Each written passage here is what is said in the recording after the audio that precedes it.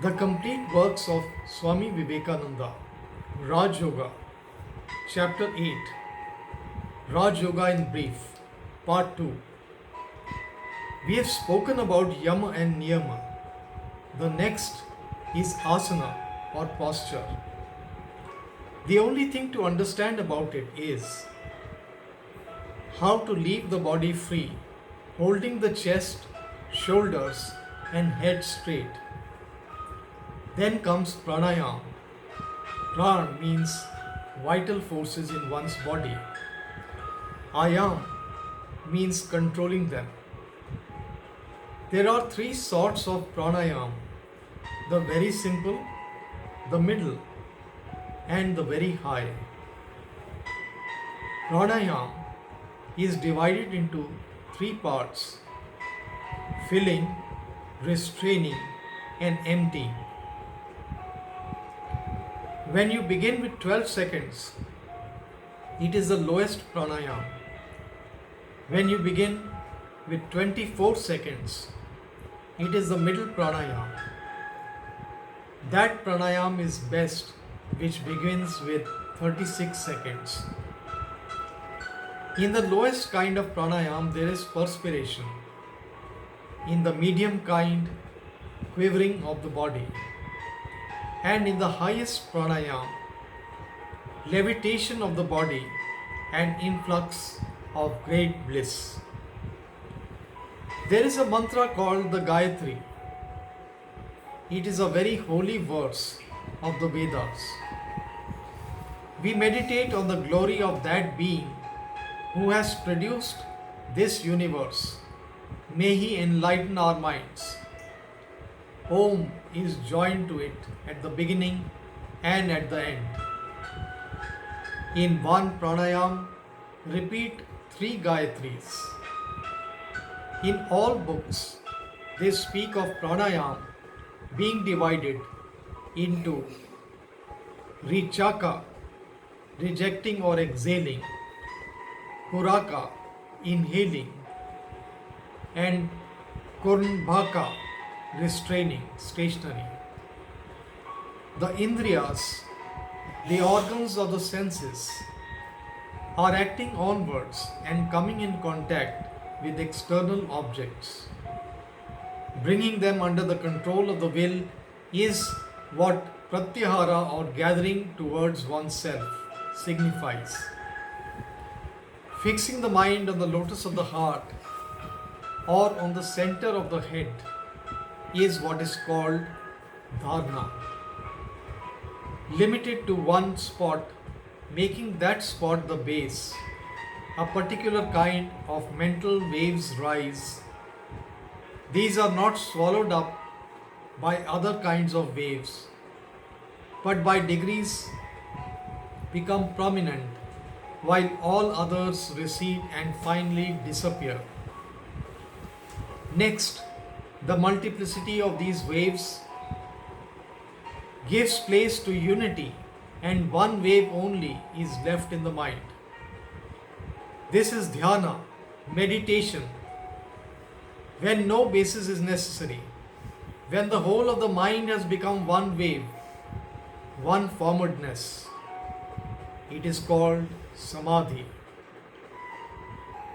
Bereft of all help from places and centers, only the meaning of the thought is present. If the mind can be fixed on the center for 12 seconds, it will be one dharana. 12 such dharanas will be a dhyana, and 12 such dhyanas will be a samadhi. Where there is fire, or in water, or on ground which is strewn with dry leaves, where there are many ant hills, where there are wild animals or danger, where 4 streets meet, where there is too much noise, where there are many wicked persons, yoga must not be practiced. This applies more particularly in India. Do not practice when the body feels very lazy or ill, or when the mind is very miserable and sorrowful.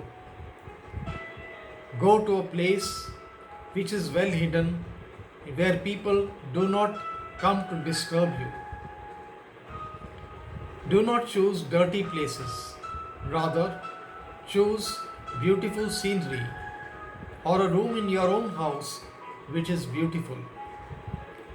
When you practice, first salute all the ancient yogis and your own Guru and God, and then begin. Dhyana is spoken of, and a few examples are given of what to meditate upon. Sit straight and look up at the tip of your nose. Later on, we shall come to know how that concentrates the mind. How, by controlling the two optic nerves, one advances a long way towards the control of the arc of reaction and so to the control of the will. Here are a few specimens of meditation.